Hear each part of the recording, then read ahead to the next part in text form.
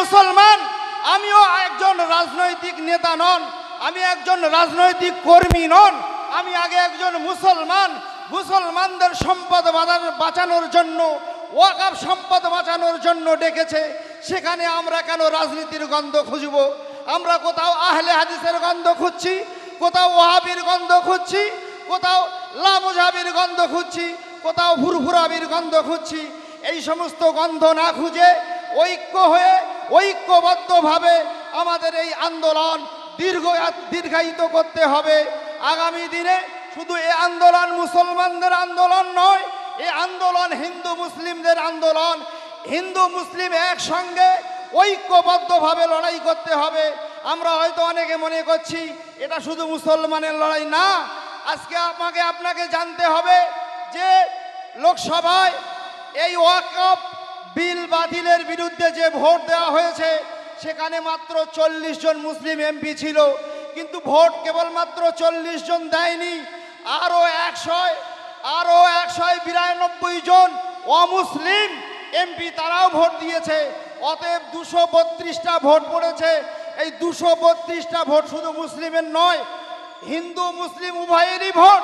অতএব আমাদের এই ওয়াকফ সম্পদ বাঁচানোর জন্য হিন্দু মুসলিম জৈন খ্রিস্টান শিখ ঈসাই কাঁধে কাঁধ মিলিয়ে একসঙ্গে লড়াই করতে হবে, একসঙ্গে আন্দোলন করতে হবে।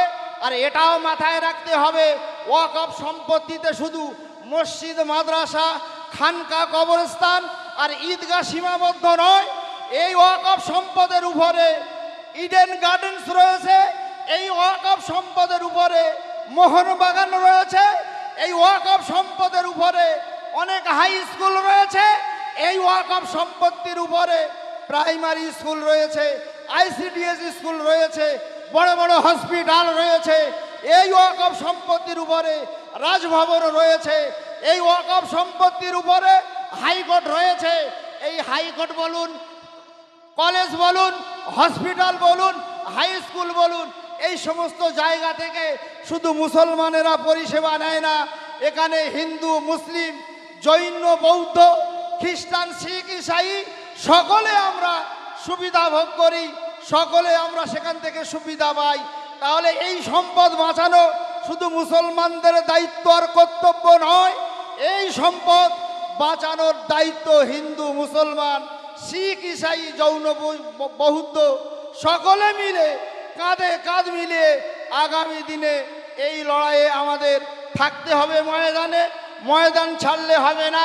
আগামীকাল কলকাতার বুকে যে মহাসমাবেশ হতে চলেছে, সেই সমাবেশে আমাদের সকলকে উপস্থিত হওয়া দরকার। একটু হাত তুলে দেখান তো, আগামীকালের সমাবেশে আমরা কারা কারা যেতে রাজি আছি? নারায়ে তাকবীর, কালা কানুন হটাও, বিজেপি হটাও, সংবিধান বিরোধী সরকার হটাও, নারায়ে তাকবীর। শুধু আগামীকাল নয়, আগামী 26শে এপ্রিল কলকাতার বুকে, সেখানেও আমাদের যেতে হবে। অতএব এটা আপনারা মাথায় রাখবেন, যেখানে যখন সমাবেশ হচ্ছে প্রতিটা সমাবেশে আমাদের যাওয়া দরকার, যাওয়ার জন্য তৈরি থাকুন। এ বলেই আমি আমার বক্তব্য এখানেই সংক্ষিপ্ত করছি। অসংখ্য ধন্যবাদ জনাব হযরত মাওলানা ইজাজুল সাহেবকে। এখন আর মাত্র 4 মিনিট পরে মাগরিবের আজান হবে। আমরা আছে যে বাবরি মসজিদ আছে, সেই হিসেবে কিছু বলতে যাচ্ছি, কবিতা আবৃত্তি করে। যতটা ভালো হয় ততটা করব। বেঁচে আছে অন্তরে বাবরি মসজিদ, দিনের সম্পদ বাঁচাতে দিতে হবে বহু শহীদ। বারবার কাটাগায়ে দিচ্ছ নুনের চিটা, অগাবের সম্পত্তি তোর বাপের নয় কোনো ভিটা। ক্ষমতার মন চাইতে যখন তখন করছো যেটা সেটা, অকাবের সম্পত্তি তোর বাপের নয় কবিটা। অকাবের সম্পত্তি ছাড়বো না গো এক রক্ত বা রক্তি, যান চলে যায় যাবে ছাড়বো না গো অকাবের সম্পত্তি। এই বলে আপনারা নামাজ পড়ে আবার এখানে আসুন, আবার আমাদের অনুষ্ঠান আরম্ভ হবে।